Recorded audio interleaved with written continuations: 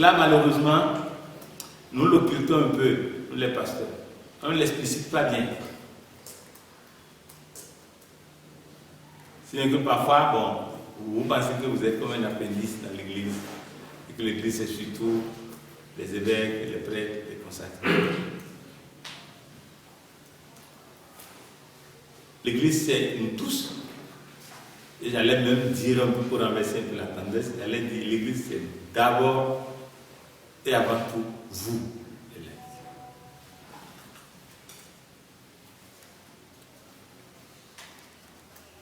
Sans vous, les laïcs,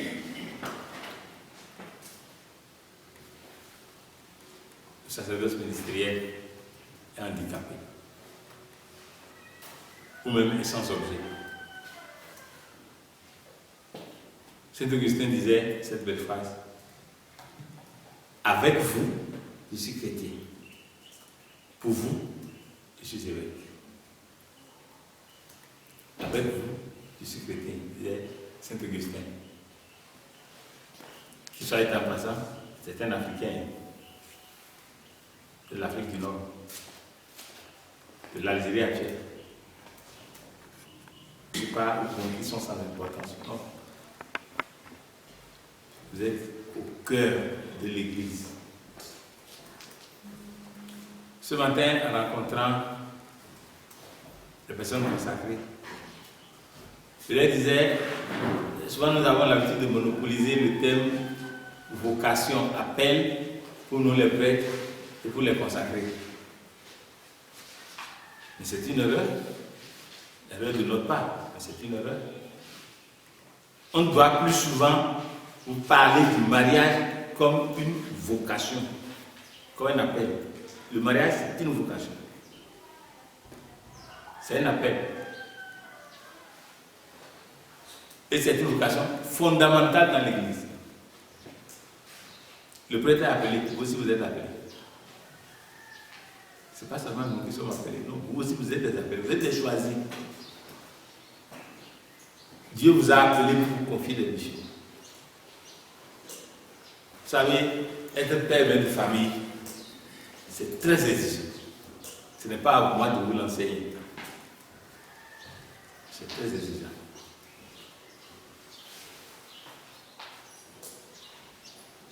Et il n'y a rien de plus gratuit dans la vie. C'est-à-dire que, quand il dit gratuit, ce que les parents font, les sacrifices auxquels ils consentent pour l'éducation de leurs enfants. Il n'y a aucun enfant qui puisse le leur rendre. Aucun. Et si on était animé de la logique où on veut avoir la contrepartie de ce que l'on investit, de ce que l'on fait, aucun parent ne s'occuperait de ses enfants. Ça ne vaut pas la peine. Ça ne vaudrait pas la peine. Je prends ce seul fait.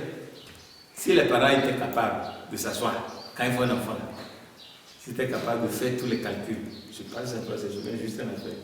Tout ce qu'ils vont investir sur l'enfant là, avant que l'enfant, dans 25 ans ou 20 ans, il soit indépendant et devienne un cadre peut-être, en tout cas quelqu'un qui a un métier qui... S'il va calculer ça, tu calcules d'un côté, bon, voilà ce qu'il a investi. Maintenant, qu'est-ce qu'il va retirer? Cet enfant-là, il va s'occuper, il va me donner quoi après.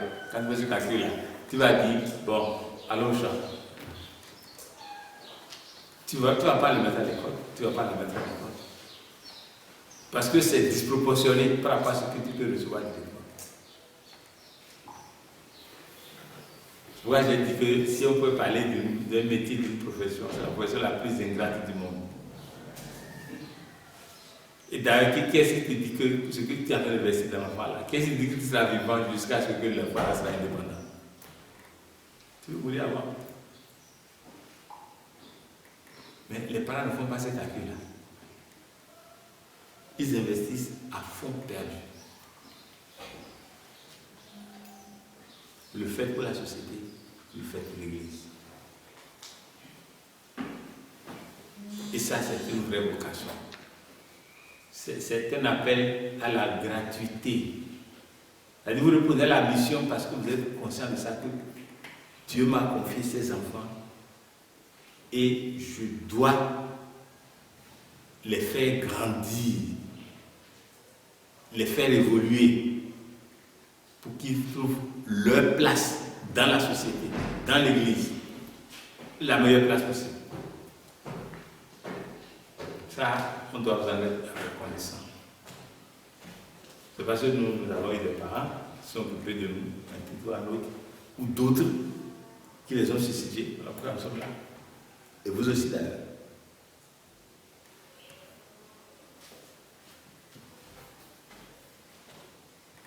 Donc, c'est une mission. Cette mission est si importante, et le pape, c'est Jean-Paul II, a essayé de mettre ça en lumière, bien sûr, dans l'esprit du Concile Vatican II. Il a beaucoup parlé de l'église domestique. Chaque famille est une église domestique, sa famille chrétienne. C'est à vous qui revient le premier à donner la formation chrétienne à vos enfants. La première catéchèse, ce n'est pas dans les cours de catéchèse. Pas l'église, c'est en famille. Il y a un ambassadeur qui m'a dit qu'il se souvient qu'il était petit, il avait peut-être 4-5 ans, comme ça. Et qu'un jour, son grand-père l'avait pris pour aller, c'était pas une heure de culte, non. Le grand-père voulait aller à l'église pour se recueillir, comme ça. Il s'est fait accompagner par lui. Il dit que le petit voulait aller la main comme ça. Et, bon, il dit qu'il a eu une grande vénération pour son grand-père. Il dit, ça arrive, là-bas, son grand-père se met à genoux, il dit, toi, mets-toi à genoux. Il dit, ah, il y a encore quelque chose qui est plus important que mon grand-père, le grand-père à genoux, alors s'il y a du sérieux. Il dit que ça l'a marqué. Et qu'il n'a jamais oublié. Que son grand-père considère que le Saint-Sacrement est quelque chose de très important. Et que lui, là, il s'agenouille. Il a dit, toi, et qu'il s'agenouille. Ça, c'est la catéchèse par l'exemple. Et c'est que vous pouvez marquer l'esprit de vos enfants. C'est ainsi que vous remplissez votre mission, vos missions. C'est quelque chose d'exaltant que Dieu vous confie des vies fragiles. Un enfant qui grandit, comme on dit chez nous, qui dit que l'enfant naît, il est comme de l'huile dans une bouteille ou dans un vase. Qu'on ne sait pas quelle est la sauce qu'elle va préparer ou qui va préparer. Ça aussi, vous êtes devant des mystères que Dieu vous confie. L'enfant qui est né là, qu'est-ce qui va devenir de lui, vous ne savez pas. Mais vous le guidez, vous l'aidez à trouver son chemin. Comme aussi il vous a aidé, vous a guidé pour trouver votre chemin. Comme il nous a guidé, vous a guidé notre chemin. Tous, c'est ça. Et c'est quelque chose de beau. C'est pas vrai que les parents, quand leurs enfants réussissent, ils sont fiers, c'est légitime. Il y a une manière de bénir dans ma langue, une bénédiction que les parents disent souvent pour les enfants. Ils disent, ce que nous n'avons pas pu réaliser de beau, de grand, vous allez le réaliser. Ça. Ce que je n'ai pas pu réaliser de beau, de grand, tu vas le réaliser. Quand les parents vous bénissent, ils disent ça, c'est ça, une bonne bénédiction. Les parents, quand ils voient leurs enfants grandir, ils souhaitent que les enfants les dépassent, les surpassent. Et donc c'est votre mission, on vous confie des vies. Vous les faites grandir, vous les faites s'épanouir. Ce que vous réalisez, c'est quelque chose d'extraordinaire. J'ai pris le sens de l'éducation. Mais ce que vous investissez dans la santé de vos enfants, il n'y a aucune autre institution pour le faire. aussi bien, aussi durablement, aussi gratuitement que les parents.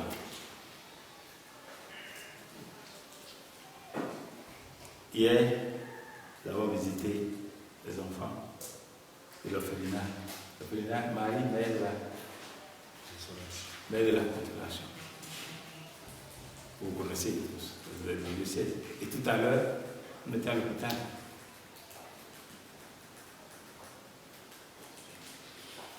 On a vu des parents avec les enfants. C'était là. Beaucoup vont devoir payer de leur propre poche. Se faire aider. Même quand je fais aider, ce que l'État fait là, c'est pas par rapport à ce que nous faisons tous les jours. Donc votre vocation est très importante. Et pour la société en général, et pour l'Église. Et ce n'est pas pour rien que on a prévu pour vous un sacrement particulier, le mariage. Le mariage là, c'est pas une formalité. Le sacrement du mariage, c'est pas une formalité qu'on va juste remplir comme ça. C'est-à-dire la tâche que le Dieu vous confie, elle est si importante que vous avez besoin de la grâce divine, de l'aide de Dieu pour pouvoir l'accomplir. Voilà pourquoi moi je suis toujours heureux lorsque des jeunes, au début de leur vie matrimoniale, se présentent à l'église. Je dis là, vous avez compris. Parce que quand on vous demande de vivre dans le mariage, là, les forces humaines, laissées à elles seules, ne peuvent pas l'accomplir. Il faut l'aide de Dieu. Que ce soit à travers le sacrement ou pas. Ouais, c'est si déjà qu'on le dit, les gens, surtout dans certaines cultures, qu'est-ce qu'ils font? Ils disent on veut pas se marier. On ne veut pas se marier. Je dis, quelque part on peut le comprendre. Le mariage est si exigeant. Le mariage est si difficile. Que vous n'avez pas un ressent de responsabilité, de persévérance, de constance, de foi. Vous pouvez vous marier pour quelques jours, pour quelques mois, quelques années. Après, vous allez dire non. Voilà. C'est pas la peine. Il faut l'aide de Dieu. Donc, l'Église même mesure, Dieu même mesure l'immensité de la taille de la mission qu'il vous demande. Nous sommes consacrés par l'ordination presbytérale d'abord comme prêtre, ensuite comme évêque. Parce que Dieu sait que ce qu'il nous demande, c'est aussi quelque chose d'exigeant. Le sacrement, c'est cela. C'est Dieu qui sait que vous avez une mission qui est si importante, qui dépasse les forces humaines et elles-mêmes et qui vous donne sa grâce, sa force à lui pour que vous puissiez assumer. Donc, le mariage, c'est pas bon. Alors, ce que vous faites dans ce diocèse, c'est quelque chose d'extraordinaire. Que seulement vous pouvez faire. Ce que vous faites, les personnes consacrées ne peuvent pas le faire. Ce que vous faites, les prêtres et les évêques ne peuvent pas le faire. Vous avez une place irremplaçable. Vous êtes irremplaçable.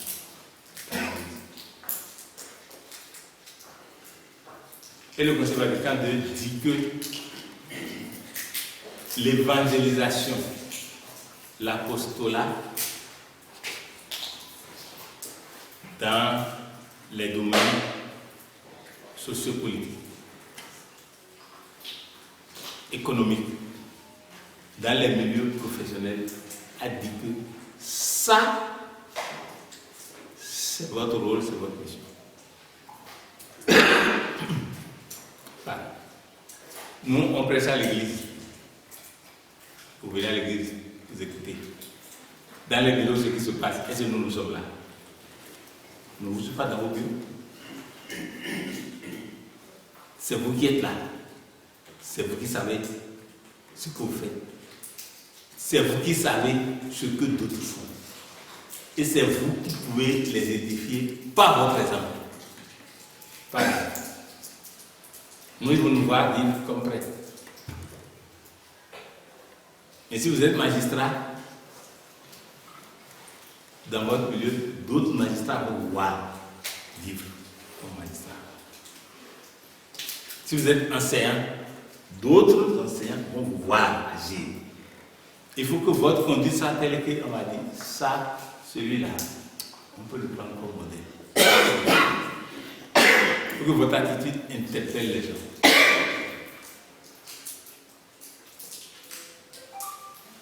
Parce que ces milieux-là, si même nous on arrive, il y a un confrère qui m'a raconté quelque chose. Il a célébré, il a célébré une cérémonie, je ne sais pas si c'est un mariage ou ce que c'est. Il dit, bon, les gens l'ont invité à la maison, il est parti. Il a dit, vous savez, bon, moi j'ai 2 engagements, tout ça. Et bon, je suis venu, mais je vais prendre quelque chose rapidement et repartir. Ok. Les gens étaient contents.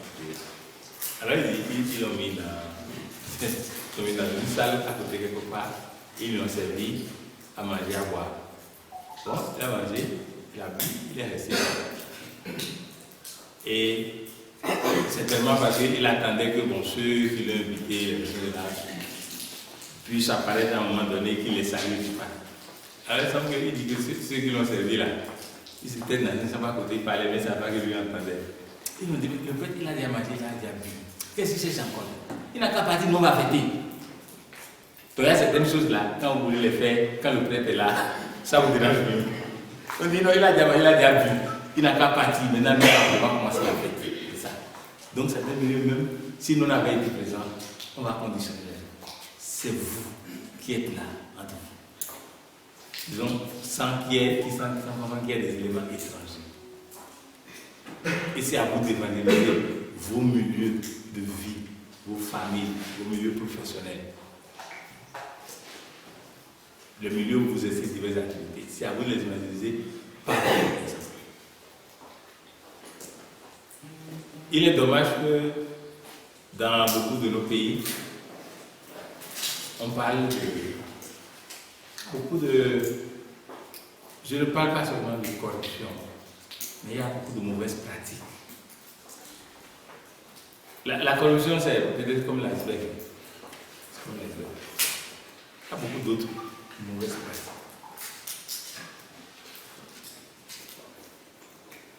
Mais on se dit, mais comment est-ce que nous avons tant de chrétiens et pratiquement, voyez, un pays comme le Burundi, nous avons 70% de catholiques. Donc, très probablement, quand on va être dans l'administration, la même proportion plus ou moins doit être respectée. Donc, si vous avez 100 personnes, il y a beaucoup de chances que 70 soient des chrétiens. Vous imaginez que si vraiment on avait de bonnes pratiques saines, vous imaginez ce que c'est. Le président nous parlait de plus de corruption. Mais je dis, je ne veux pas seulement parler de corruption. Il y a beaucoup d'autres déviations qui ne sont pas normales et que l'on observe quand même. Je veux parler d'abord, par exemple, de la conscience professionnelle. Le travail doit être bien fait pour travailler bien fait. J'ai l'habitude de dire que le développement suppose des valeurs. Et quand on va en Europe, les premières choses qui frappent, c'est ça. C'est des gens qui sont ponctuels au travail. Ils sont ponctuels. Bien sûr, il y a le système qui vous conduit à ça.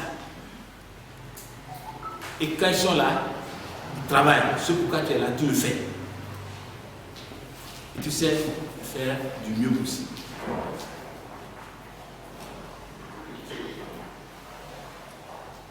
Si nous dans notre administration, regardons ce qui se passe. Il y a beaucoup de laisser aller. Donc je dis, laissons les cas de corruption. Il y a beaucoup de laisser aller. Regardez dans nos hôpitaux. Pourquoi souvent les religieux, quand ils sont dans certaines structures, pourquoi ils sont appréciés? Pourquoi ils sont appréciés? Si dans un centre de santé, la religieuse, elle a beaucoup de chances qu'elle traite les patients mieux que. Parfois, ça dit on vous raboute, on vous méprise. Et souvent, ceux qui font ça, c'est des chrétiens. On vous trompe, on reçoit vos dossiers.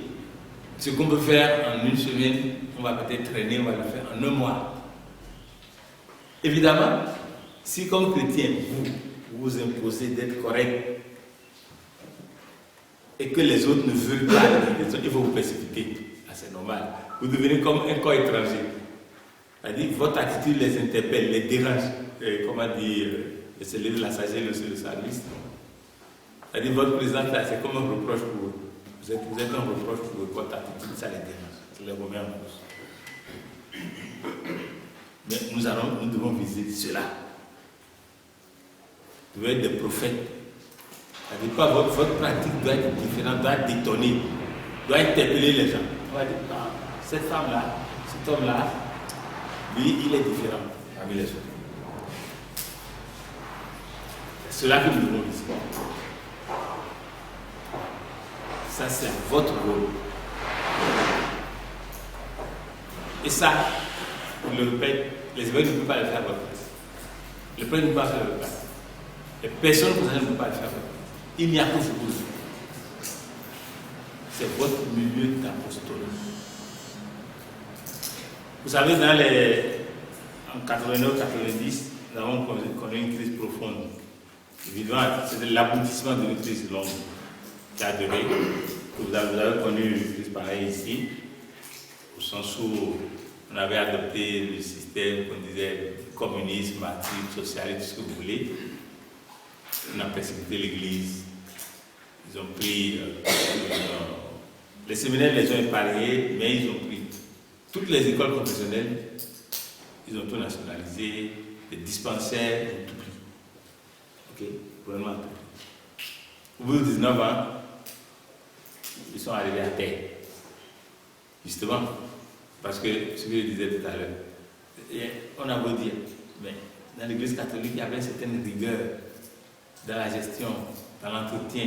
Quand ils ont pris, ils ont imposé la pagaille, et en même temps, ils ne pouvaient plus. Le système était arrivé vraiment à fin de vie, dans tous les domaines, dans le domaine politique, économique, tout, le pays était vraiment à la. Alors il fallait décider ce qu'il fallait faire. Ou on faisait une guerre civile pour changer le régime, ou alors on trouvait un accord. Alors, on est allé à ce qu'on appelle la conférence nationale, peut-être on parler de cela. L'évêque qui a conduit la conférence nationale est venu ici. Vous l'avez convention de Suzanne, il est venu ici. Et à l'époque, donc, ils sont allés faire c'était à la conférence nationale de Bruxelles. On a dit les forces vives de la nation, donc, les secteurs importants de la nation. Ils sont allés. Les gens de la diaspora, les gens qui sont dans l'enseignement, dans tous les secteurs, les magistrats, les enseignants, si. Et la confession religieuse. Alors la conférence épiscopale avait envoyé un prêtre et il me semble que c'est 4 ou 5 lettres.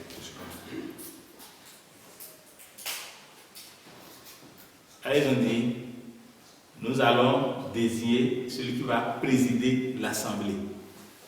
Parce que les gens sont arrivés de diverses religions, y compris les gens qu'on avait exilés, qui étaient en exil depuis des années. Ils sont tous arrivés. Ceux qui voulaient, ceux qui avaient confiance, sont arrivés. Donc, de milieux sociaux, de milieux sociaux professionnels très divers, de confessions diverses, etc. Ils se rassemblent. L'union qui les rassemblait, c'est que on devait trouver une issue à la crise et une issue pacifique. Alors, on dit, il faut qu'on trouve quelqu'un pour présider l'Assemblée. Alors, on a dit d'abord, on s'en fait demander des candidats. Je n'ai pas de candidats. On appelle qu'il y ait des candidats. On dit, faisons des propositions. Les gens font faire des propositions, des noms.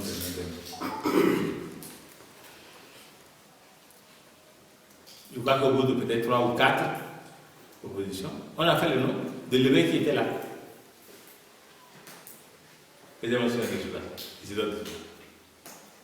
On fait son nom. Et ceux qui avaient même été désignés avant lui, dès qu'on a dit son nom, il lève la main, il dit je me désiste en faveur de notre président. Je me désiste en faveur de notre président. Je me désiste en faveur de notre président.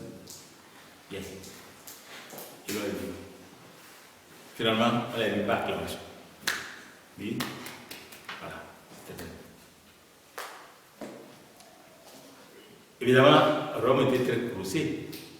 Alors, mais en fin de compte, il a atterri en pleine politique. Il a été même jusqu'à président de la République de président de la République. Il a été président de l'Assemblée nationale. Il a été président de la Cour constitutionnelle. L'expérience a duré jusqu'à 3 ans. 3 ans. Ça a duré. Le pape Jean-Paul II a visité, donc c'était en février 1990.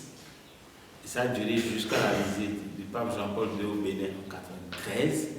Et quand le pape est arrivé, le pape l'a appelé, ça c'est le même moment. Le pape l'a appelé, il a dit, non, ça suffit. Il faut te retirer de ce milieu. On n'est pas avec pour ça. Bien. Pourquoi je vous raconte l'histoire? Je vous raconte l'histoire parce que l'appréciation a été générale et unanime. On dit c'est l'homme providentiel qu'il fallait.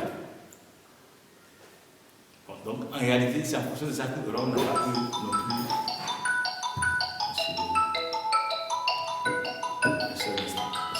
Vous m'excusez. Oui, alors, oui, monsieur le conseil. Oui, je vous avais cessé. Cela nous est interdit. On va prendre des engagements dans le milieu politique. Le milieu politique, vous allez les à vous. Mais il raconte l'histoire pourquoi? C'est parce que donc l'appréciation générale était positive. Les gens ont dit l'Église a sauvé le pays. C'est grâce à l'Église que nous avons évité la guerre. Nous avons évité le pays. Et surtout, grâce à cette guerre, qui a dirigé vraiment la conférence de main de maître. Et durant 3 ans, toutes les fonctions délicates qui ont été confiées, il y a eu jusqu'à présent la République.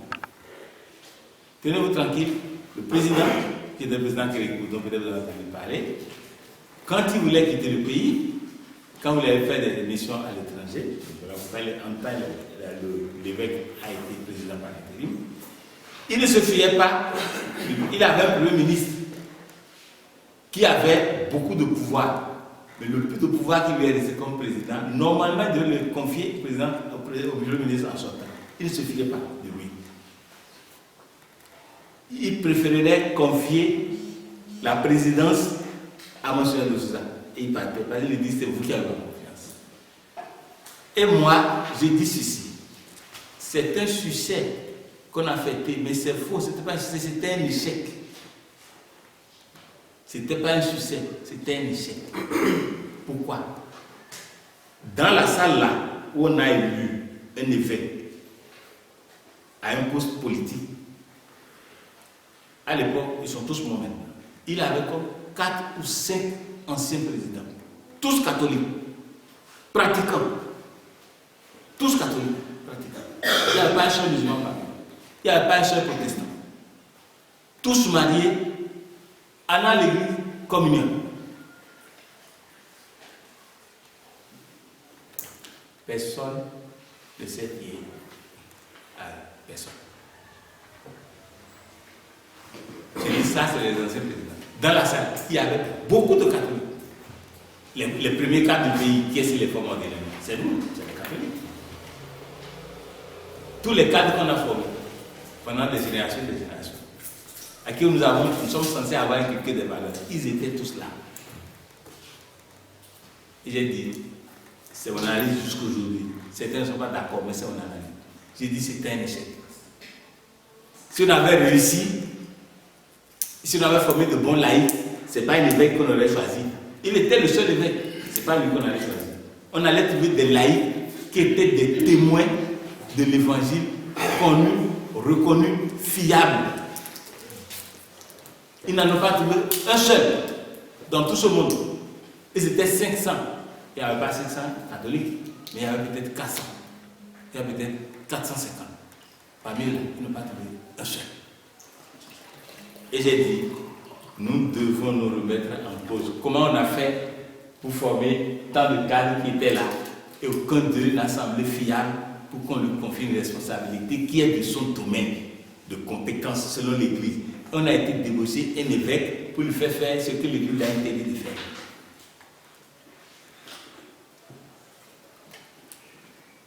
C'est quand vous êtes de bons chrétiens que vous nous permettez à nous de faire ce que nous devons faire. Sinon, en cas de crise, là, c'est encore nous que vous allez entraîner sur vos terrains, qui sont des terrains glissants. La politique, là, c'est très glissant.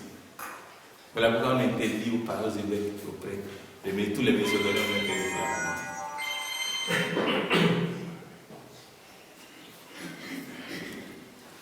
Alors ceci, on va vous passer la parole.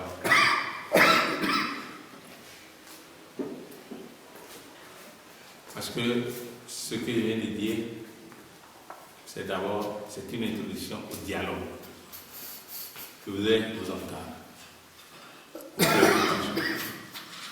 Nous attendons une nouvelle évêque. Fondamentalement, c'est ça que je dis. Mais ceux qui attendent l'évêque, ce n'est pas seulement le clergé, pas seulement les prêtres. Non. Ce n'est pas seulement les personnes consacrées. C'est nous tous. C'est vous aussi qui attendez. Quel genre de direct vous attendez? Mais aussi, quel genre de live vous voulez être? Quel genre de collaborateur vous voulez être? Vous êtes les collaborateurs de l'évêque, de l'Église. Ouais, un évêque seul, là, qu'est-ce que lui seul peut faire dans un diocèse? Je sais que monsieur Jean, il a été sur tous les fronts, mais est-ce que c'est un évêque seul qui dirige un diocèse? Même avec ce prêtre seul, il ne peut pas diriger le diocèse. Et c'est là que nous devons retourner à l'évangile. Il y avait le groupe de femmes qui soutenaient Jésus de leur bien. Ça, on doit le soutenir. On parle de la prise en charge. La prise en charge de notre église locale. Ça, vous avez à jouer un rôle fondamental. Le rôle que les femmes qui accompagnent Jésus à jouer là. Vous devez soutenir Jésus de leur bien. Nous sommes ministères. Vous n'avez jamais appris que Jésus a travaillé. On sait qu'il était fils de charpentier. On n'a pas appris qu'il ait laissé un métier. Pourtant, il vivait. Mais il y avait d'autres derrière qui le soutenaient de leur bien. Quand il le soutenait, ce n'est pas seulement lui. Lui et ceux qu'il a choisis. Les pierres et consorts, qui étaient des pêcheurs. Il a dit, venez, je voulais vous des pêcheurs d'hommes. Quand ils sont revenus, ils ont voulu encore aller pêcher. Mais c'est quand ils ont pensé que c'était fini, que Jésus est mort depuis 3 jours, il n'y a plus rien qui se passe. Discrètement, ils ont voulu reprendre les activités pour dire l'histoire là, ça m'a terminé, retournons nos filets. Donc, ils ne travaillaient plus, ils vivaient de quoi? Des gens qui étaient là, qui étaient proches, qui avaient des biens, qui les soutenaient. Ça, nous devons le prendre au sérieux. Il y a un scandale dans nos églises. Un scandale. Nous attendons beaucoup de choses de l'extérieur. Nous sommes heureux qu'il y ait beaucoup de vocations. Nous sommes heureux. Nous demandons à Dieu de nous en donner encore avec les infrastructures correspondantes. Malheureusement, vous voyez les évêques là, ils sont obligés de se limiter. Dans les séminaires, il faut faire, c'est un chose là, non, il y a une limitation. C'est combien? À peu près pour cette année, les entrées en philosophie sont limitées à 12 par 17. 12 par 17. Ailleurs, les gens sont en train de pleurer pour chercher des vocations, ils n'en trouvent pas. Nous, on trouve, on n'a pas les infrastructures. Mais ce que vous voulez souligner, ce n'est pas ça. Ce que vous voulez souligner, c'est ceci. Même si nous avons beaucoup de vocations, combien de jeunes nous avons dans le séminaire? Bon. À Bujumbura, il sera combien? 200, plus de 200. Sur 200. Au centre, non, là c'est 100 étaient, je crois. Les étaient passés dessus. Plus de 200. À Bujumbura? Oui. Ils sont plus de 200? Bon. Disons même 300. Disons 300. Et prenons que, disons qu'en général, nos séminaristes, disons même que, disons qu'ils sont 2000, même compris les petits séminaires, disons qu'ils sont 2000. Je ne pense pas qu'ils atteignent 2000 avec les petits séminaires. C'est une estimation, même 3000, disons même 3000 séminaristes, 3 jours, 3000 jours. Le Burundi, on dit que nous sommes 13 millions. C'est ce qu'on dit, hein, plus ou moins. Et de ces 13 millions-là, il y a combien de baptisés? 70%. Je ne suis pas très bon en mathématiques là, calculer, vous allez voir. En calculant les 70% sur 13 millions, vous aurez combien de millions? On aura des millions. Non? On peut avoir peut-être, disons, 7 millions, 8 millions de chrétiens. 7, 8 millions-là, nous ne sommes pas capables de prendre 3000 jeunes, de nous en occuper.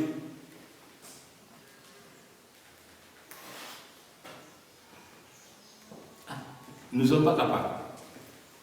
En donnant un peu. Nous ne sommes pas capables. Je ne voulais pas être à la place des recteurs. Il a été. Quand vous étiez là, comment les évêques faisaient? Les évêques, ils doivent bien les recteurs. Après, ils vont cacher le nez. Le bon recteur, c'est celui qui ne demande pas de l'argent aux évêques. Ça, je sais ça. Mais le problème que je pose, c'est quoi? C'est que on a Rome aide. Mais si Rome donne, est censé ne pas suffire. Mais les recteurs doivent s'arranger pour que ça suffise. C'est ça la réalité. Malheureusement, vous n'êtes pas bien conscientisé sur ce plan. Vous n'êtes pas bien conscientisé sur ce plan. Il n'existe pas. Donc, c'est comme si, bon, on forme les prêtres, mais on ne sait pas comment on les forme, ils sortent et nous sommes contents d'avoir des prêtres. Non. Nous ne pouvons pas tout importer jusqu'à importer les moyens avec lesquels on va former nos pasteurs. Là, nous devons nous impliquer davantage, nous organiser davantage. Ce n'est qu'un domaine. Ce n'est qu'un domaine. Et si on s'organise, on peut le faire. Nous avons encore une chance aujourd'hui, qu'en Europe il ne plus. La chance du grand nombre. J'ai souligné tout à l'heure, les chrétiens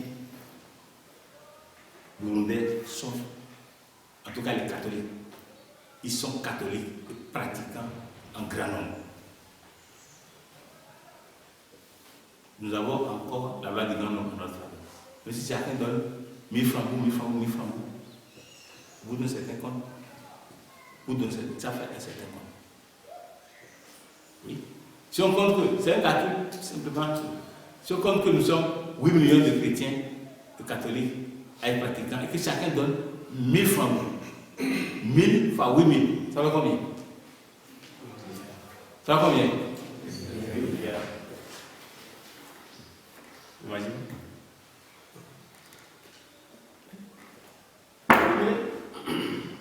Et avec ça, je ne sais pas comment faire certaines choses. C'est là que nous devons prendre conscience de nos forces, de nos responsabilités. Ce que nous faisons comme Église, nous ne pouvons pas nous le faire au niveau individuel. Est-ce qu'il y a un père de famille qui dit que c'est d'autres qui vont donner l'argent pour qu'il éduque ses enfants, qui donnera manger à ses enfants? Mais non. Mais comme Église, c'est ce que nous faisons. Comme Église, on dit que c'est d'autres qui doivent donner l'argent pour qu'on forme nos futurs prêtres. C'est d'autres qui doivent donner l'argent qu'on donne à manger à nos prêtres pour qu'on les soigne. Alors que le prêtre, il n'a pas une activité rémunératrice.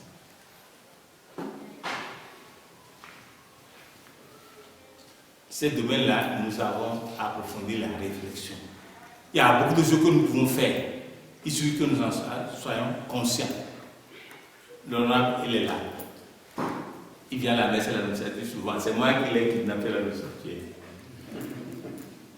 Mais ce qui réalisait l'annonciature, c'était extraordinaire. Et pourtant, nous sommes entre 300 et 500 personnes qui viennent à la messe seulement les dimanches. Bon, en semaine, les gens arrivent, mais on demande pas. Mais parce que, je l'ai dit, j'ai dit dans l'église, dans ce que je dis là, ils me retrouvent. Parce que ce que je vous dis là, c'est ce qu'ils entendent souvent de moi. Ceux qui viennent à la messe. Je dis dans l'église, nous, j'ai dit d'abord, on m'a donné, venez à la messe. Ils venaient, je me souviens, un jour je leur ai dit, venez à la messe, vous voyez les choses se faire, les choses s'en dans la messe. Je ne vous ai rien demandé jusqu'à maintenant, mais je n'ai pas besoin de demander. Ici, là, on ne vient pas ici parce qu'on veut se croiser les bras. Si c'est ça, vous vous trompez. On vient ici parce qu'on veut former une fraternité. On veut se connaître. On veut s'entraider dans la communauté et en dehors de la communauté. C'est pour ça que nous sommes là. Aller à la messe, là, ce n'est pas aller à la messe, faire la communion et disparaître. Ce n'est pas ça aller à la messe. Je dis, allons bien voir comment vivaient les premiers chrétiens. Ils vendaient leurs biens, ils venaient les mettre, les remettre dans la communauté. Et Anani et sa femme qui ont voulu tromper, ils ont été foudroyés. Ils sont morts. Ils sont tombés avec morts. Parce qu'ils sont allés, ils ont caché une part de ceux qui sont allés vendre. Personne ne leur a demandé. C'est un choix libre. Mais ils sont allés vendre, ils ont voulu cacher une partie de l'argent. Donc, là, on sait ce qui arrive en temps. Mais une fois que nous sommes dans cette dynamique-là, ils font des choses extraordinaires. Ils font des choses extraordinaires. Le peu que nous sommes, il y a un mois et demi, peut-être, nous sommes allés à un centre, le centre Isang, et certains vont connaître, qui est une part religieuse, qui est à Kayosha.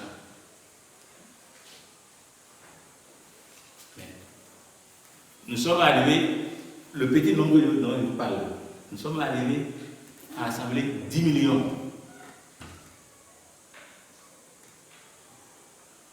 10 millions.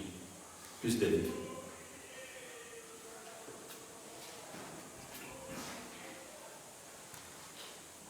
En octobre 2023, nous sommes allés au centre, nous sommes allés à l'hôpital Prince-Régent. On avait, proportionnellement sur les valeurs de Franck, on avait réuni plus ou moins la même somme. Je l'ai dit toujours, ce que nous ne prétendons pas que nous là, ce que nous faisons, ça représente grand-chose.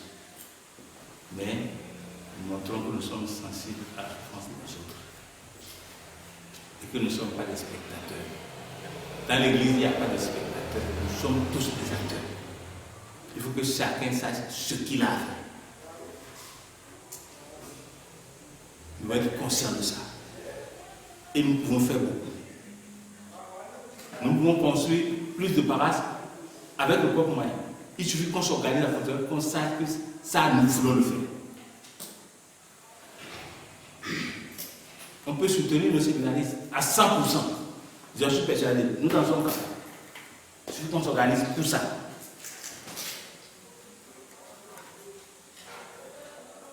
On a fait un petit calcul tout à l'heure. Vous avez un chiffre qui est sorti. Et juste que, bien sûr, il y a peut-être des gens qui ne pourront pas donner même 1000 francs pour là, on a terminé. Mais il y a des gens qui vont donner des millions aussi. Il y a des gens qui vont donner des centaines de mille. Et l'un dans l'autre, ça va commencer. On va voir ce qu'on peut.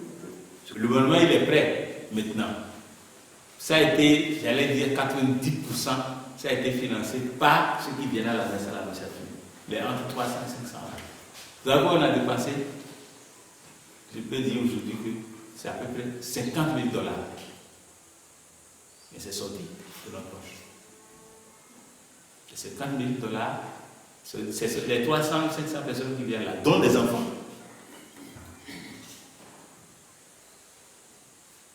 Tous les dimanches, on fait la collecte. C'est l'unique collecte qu'on fait. Il n'y a pas de quête. C'est bien dit, je renonce à la quête. Je n'ai pas besoin pour vous célébrer la messe.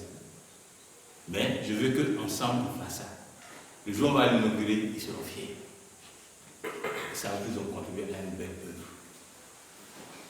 Nous sommes en train de faire d'autres choses. Nous pouvons beaucoup. Beaucoup. Ensemble, nous pouvons beaucoup. On dit l'union fait la force. Merci pour votre écoute attentive.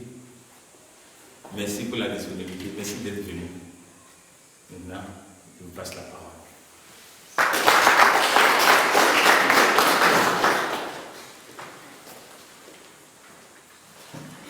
Par rapport à l'argent qui était collecté pour cette cathédrale.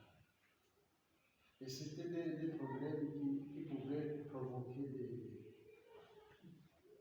d'autres problèmes encore plus graves encore. Parce que la gestion, parce qu'il y avait un organe de gestion. Et cet organe de gestion, les membres de cet organe de gestion n'étaient plus d'accord entre eux. Pourquoi? À cause de l'argent qui, collecté, n'arrivait pas à sa destination. Alors je me suis dit, et c'était de l'argent, c'était beaucoup d'argent. Je me suis dit, ça risque de provoquer des problèmes, même mortels. Quand vous avez des millions que vous avez collectés, des dizaines de millions que vous avez collectés, et que ces dizaines de millions provoquent un problème de gestion, je préfère que ces gens-là qui ont pris cet argent continuent de se quereller entre eux que de provoquer quelques décès parmi ces gens. Mais moi, je ne voulais pas, d'abord, je ne voulais pas entrer dans ce problème-là interne, parce que je n'étais pas à l'origine de l'organisation. Et c'était un problème terrible. Il y a des gens qui étaient impliqués, vous les connaissez, ceux à qui vous aviez confié la gestion. Voilà. C'est pour ça que le projet s'est arrêté. Parce que je me suis dit, vaut mieux que l'argent reste là où il est, que quelqu'un meure à cause de ça. Alors, retenons, Dieu écrit droit sur des lignes pauvres. Dieu écrit droit sur des lignes pauvres. Le projet va redémarrer.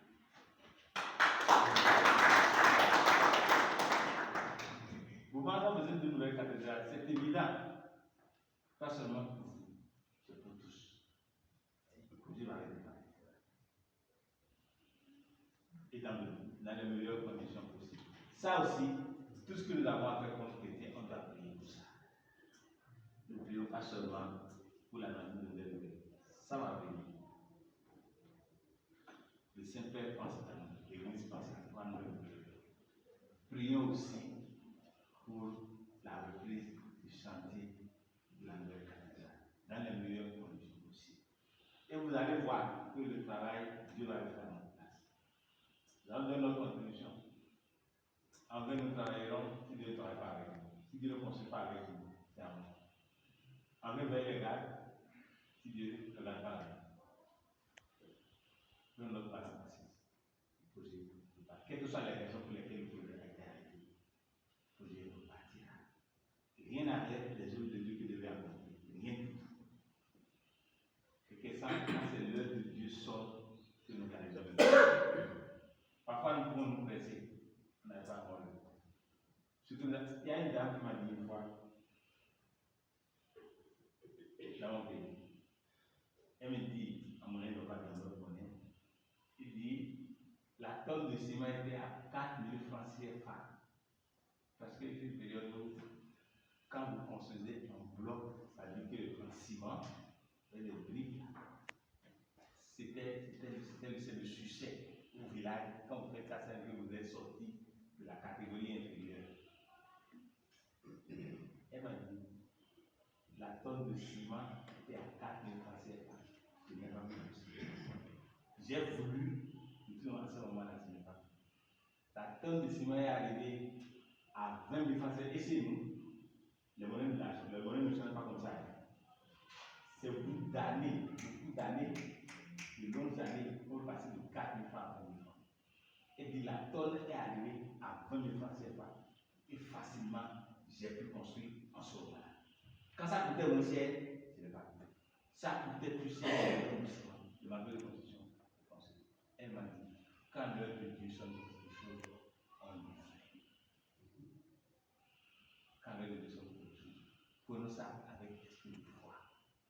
quand l'œuvre de Dieu sera pour la caméra, vous allez voir comment les choses iront. Nous serons étonnés. Nous serons étonnés. Parce que c'est lui qui se mettra à l'œuvre. Non, c'est la seulement de Dieu. Je voulais seulement tranquilliser à tous ceux qui ont donné des contributions pour la cathédrale. Aucun instrument n'a été perdu.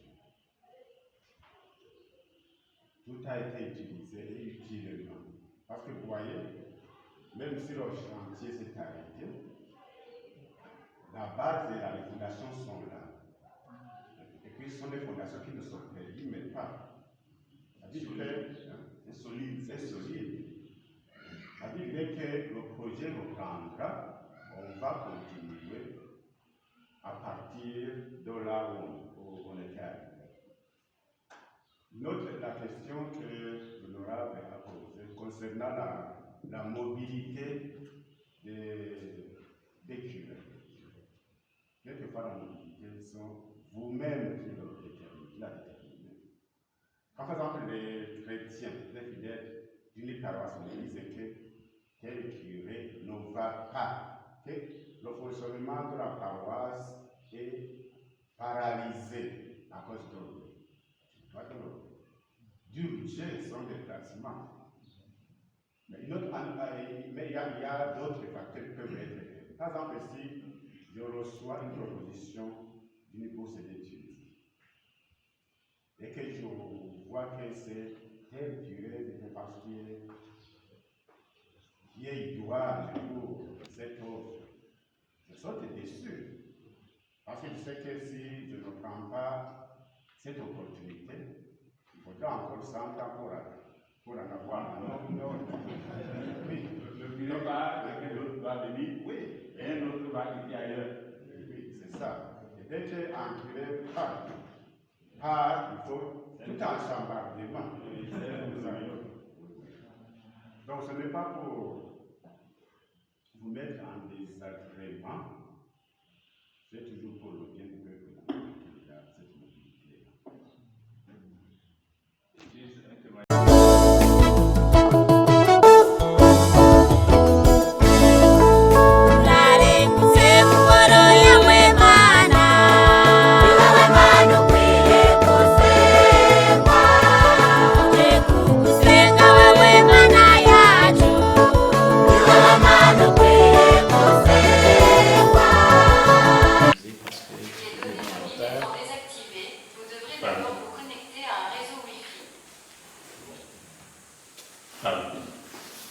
Ça a coïncidé avec le retour des enfants là, alors ça m'a perturbé un peu. Oui. Justement, c'est dommage parce que je n'ai pas pu entendre les premiers mots pour savoir le budget de la rencontre. Mais en suivant peut-être la grande partie de votre discours, je peux contribuer ou aussi poser des questions. À la fin de votre exposé, vous avez parlé beaucoup de ce que nous pouvons faire en termes de moyens.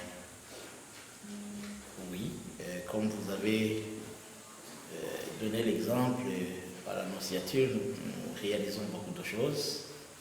Il y a eu beaucoup de visites, et pas de visites main vides, mais des visites où nous avons pu soutenir les plus nécessités. Mais je pense que j'assiste, je vais à la messe, à d'autres endroits, même ici à Moubanza. Je peux dire que ce soit l'évêque, que ce soit les prêtres, on n'insiste pas beaucoup sur les contributions. On n'insiste pas sur les contributions parce que, sauf que quand il y a un communiqué pour soutenir le petit séminaire de Chia, là il y a quand même un ton un peu qui montre qu'il y a nécessité de soutenir le petit séminaire de Chia. Tout en sachant, Excellence, Monseigneur, noces apostoliques, les Burundais de l'intérieur du pays, je dirais qu'ils sont très sollicités. Ils sont très sollicités au niveau de l'Église, au niveau des partis politiques, au niveau familial, mais au niveau des associations aussi. Oui, ils sont très sollicités. Donc, en certains moments, ça devient très lourd pour certains. Mais comme vous le dites, il y en a quand même qui se démarquent, qui peuvent contribuer beaucoup plus que d'autres. C'est question de les identifier et peut-être de les rencontrer un peu d'une façon particulière, comme vous venez de le faire. Je pense que justement, il faut que au niveau des paroisses, au niveau des diocèses, on puisse multiplier ces rencontres, pas à l'église seulement, mais aussi en dehors de l'église, pour une telle ou telle autre activité à soutenir. Oui. Comme vous le faites, vous savez, vous, à l'annonciature, vous l'annoncez à l'église, mais aussi, il y a de petites réunions qui s'organisent après la messe. Mais je pense que dans nos différentes paroisses, c'est peu de réunions auxquelles j'ai pu assister où on ne parle que du développement d'une paroisse. Et on nous invite. D'ailleurs, pour cette invitation, je me suis posé beaucoup de questions, pour savoir comment on m'a invité pour une telle rencontre. C'est pourquoi je dis que je n'ai pas pu entendre les premiers mots pour savoir le thème principal justement de cette rencontre. Mais sinon, ce que j'allais dire, oui, la contribution, mais il faut savoir aussi que des fois, c'est trop lourd pour les chrétiens. Et si on demande beaucoup ici et là, ça devient trop lourd et en certains moments, on préfère donner là et ne pas donner là-bas. Oui. Mais sinon, moi je suis d'avis que ensemble nous pouvons réaliser beaucoup de choses. C'est question tout simplement de voir des stratégies, de rencontrer des gens et des gens